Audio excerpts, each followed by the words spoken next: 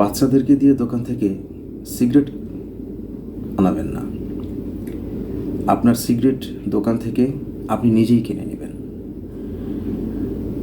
যে কোনো বাচ্চাই, সেটা আপনার নিজের সন্তান হতে পারে, আপনার বোনের সন্তান হতে পারে, আপনার ভাইয়ের সন্তান হতে পারে, ওভারঅল আপনার আশেপাশে প্রতিবেশীর সন্তান হতে পারে।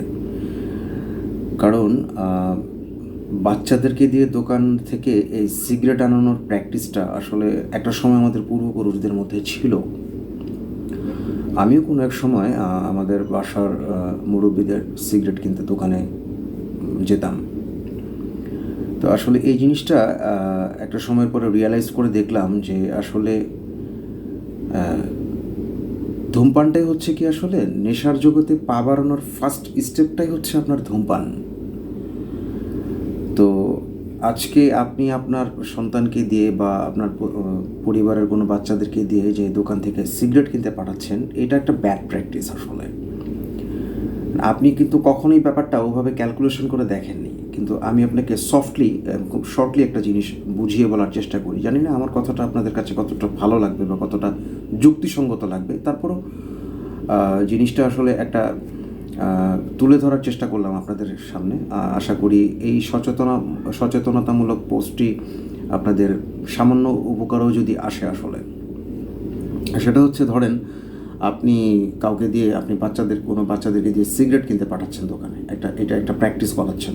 মানে আপনি তাকে টাকা দিচ্ছেন, সে দোকান থেকে সিগারেট কিনে নিয়ে আসতেছে।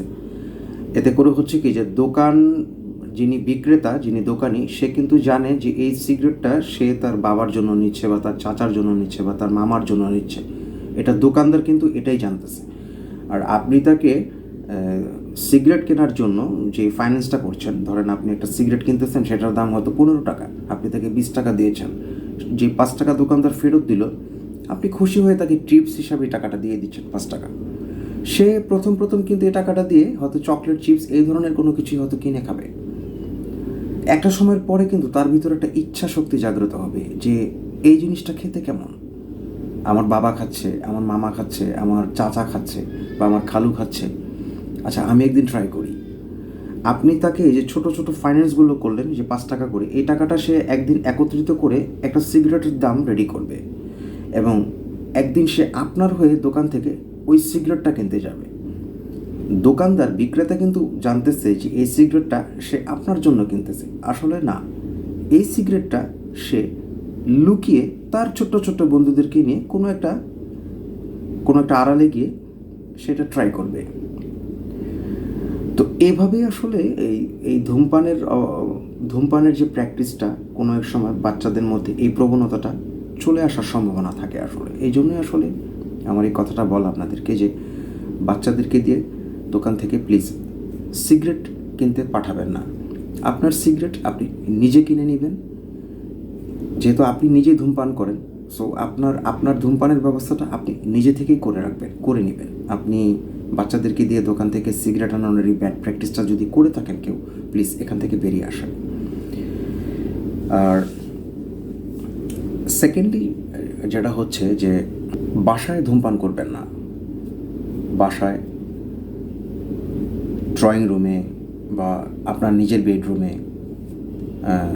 আপনি হয়তো দেখা গেছে সারাদিন ক্লান্তির পর বাসায় এসেছেন, ফ্রেশ হয়েছেন, একটু রেস্ট মোডে আছেন, একটা সিগারেট ধরালেন। বাসায় আপনার যে বাচ্চাগুলো, ওরা খেলাধুলা করছে বা পড়াশোনা করছে বা আপনার আশেপাশে ঘোরাঘুরি করছে, প্লাস আপনার পরিবারের বাকি সদস্যরা যখন ঘরে অবস্থান করে, আপনার এই ধূমপানের ধোঁয়াটা কিন্তু শুধু যে আপনার জন্য ক্ষতিকর তা কিন্তু নয়, পরিবারের সবার জন্য এটা একটা মারাত্মক ঝুঁকি এবং এটা অনেক গুরুত্বপূর্ণ একটা ব্যাপার। যে আপনার ধূমপানের ধোঁয়ায় কিন্তু আপনি যতটুকু ক্ষতিগ্রস্ত হচ্ছেন, আপনার ধূমপানের ধোঁয়ায় কিন্তু তারাও ক্ষতিগ্রস্ত হচ্ছে। এবং এই ধূমপানের, এই সিগারেটের ধোঁয়াটা কিন্তু পরিবারের বাকি সব সদস্যের নাক দিয়ে নিঃশ্বাসের সাথে প্রবেশ করে আপনি যতটুকু ক্ষতি আপনার হচ্ছে, ঠিক মোটামুটি ততটুকু ক্ষতি তাদের হচ্ছে। এই জন্য প্লিজ ঘরে ধূমপান থেকে বিরত থাকুন। ঘরে ধূমপান করবেন না। আপনার যদি নিতান্তই ধূমপানের খুব প্রয়োজন হয়, তাহলে চেষ্টা করবেন ঘর থেকে বেরিয়ে অন্য কোথাও গিয়ে ধূমপানটা করতে, বা বারান্দায় বা ছাদে বা যেখানে আপনার সুবিধা হয়, তবে ঘরে ধূমপান করবেন না। আর বিশেষ করে শিশু বাচ্চাদের সামনে ধূমপান করবেন না, কারণ আপনার এই ধূমপানের যেই প্র্যাকটিসটা এটা থেকেই কিন্তু আসলে মানে এখান থেকেই কিন্তু শেখাটা শুরু আসলে বাচ্চাদের। আমরা বাচ্চাদেরকে দিয়ে দোকান থেকে সিগারেট আনাচ্ছি, আমরা তাদের সামনে বসে অনেক সময় ধূমপান করছি, এটা কিন্তু তারা দেখছে। এখান থেকেই তারা তাদের শিক্ষাটা শুরু হয় আসলে। আর ওই যে প্রথমে যেটা বললাম আমি, যে নেশার জগতে পা ফেলার ফার্স্ট স্টেপটাই হচ্ছে ধূমপান। পৃথিবীতে যত নেশা আছে, আপনি যে নেশার জগতে যে একটা মানুষের যে এন্ট্রেন্স, একটা মানুষ যে নেশার জগতে পা ফেলে, এটা শুরুটা হয় আসলে ধূমপান থেকে। ধূমপান থেকেই পরে আস্তে আস্তে অন্যান্য স্টেপগুলোতে তারা আস্তে আস্তে এগিয়ে যায় আসলে। তো আসুন আমরা সবাই চেষ্টা করব যে আমরা নিজেরাও ধূমপান থেকে ধীরে ধীরে নিজেদেরকে গুটিয়ে নিয়ে আসব, ধূমপান ত্যাগ করব। এবং ধূমপানের অভ্যাস যদি নিতান্তই আমরা ত্যাগ করতে না পারি, অন্তত আমরা এই কাজগুলো করব না। বাচ্চাদেরকে দিয়ে দোকান থেকে সিগারেট আনাবো না। তারপরে পরিবারের কোনো সদস্যর সামনে আমরা নিজেরা ধূমপান করব না। এবং ঘরে অবস্থানকালে আপনি ধূমপান থেকে বিরত থাকুন। আশা করি আপনারা সবাই এই প্র্যাকটিসটা শুরু করবেন ইনশাল্লাহ। যাদের মধ্যে এই প্র্যাকটিসটা আছে তারা প্লিজ এখন থেকে এই প্র্যাকটিসটা থেকে বেরিয়ে আসেন। বাচ্চাদেরকে দিয়ে দোকান থেকে সিগারেট আনাবেন না এবং বাচ্চাদের সামনে ধূমপান করবেন না। এবং আরেকটা বিশেষ অনুরোধ, আমি প্রায় সময় আমার ভিডিওতে এই কথাটা বলে থাকি সবার উদ্দেশ্যে, যে প্লিজ রাস্তাঘাটে ময়লা ফেলবেন না। এই শহরকে পরিষ্কার পরিচ্ছন্ন রাখার দায়িত্ব আমাদের সবার। অ্যাজ এ নাগরিক হিসাবে এই দায়িত্বটুকু আসুন আমরা সবাই পালন করি, একটু সচেতন হই, রাস্তায় এবং ড্রেনে ময়লা ফেলা থেকে বিরত থাকি এবং ইভেন যত্রতত্র ময়লা ফেলা থেকে বিরত থাকি। রাস্তায় ময়লা ফেললে রাস্তার পরিবেশ যেমন নষ্ট হয়ে যায়, ঠিক তেমনিভাবে এই ময়লাগুলো একটা সময় ড্রেনে গিয়ে জাম হয়ে বৃষ্টির সময় যে পানিটা হয়, এই পানিটার পাস হতে পারে না, যার কারণে জলাবদ্ধতার সৃষ্টি হয়। এবং এটা সার্বিকভাবে আমাদের সবার জন্যই ক্ষতিকর এবং আমাদের সবার জন্যই অনেক সমস্যা।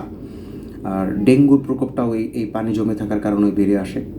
তো আসুন আমরা সবাই নিজের শহরকে, নিজের দেশকে পরিষ্কার পরিচ্ছন্ন রাখার জন্য অ্যাজ এ নাগরিক হিসাবে আমাদের পক্ষ থেকে যতটুকু সম্ভব হয় এই চেষ্টাটুকু আমরা করি। প্লিজ সবার কাছে আমার আবারও বিনীত অনুরোধ, প্লিজ রাস্তায় ময়লা ফেলবেন না।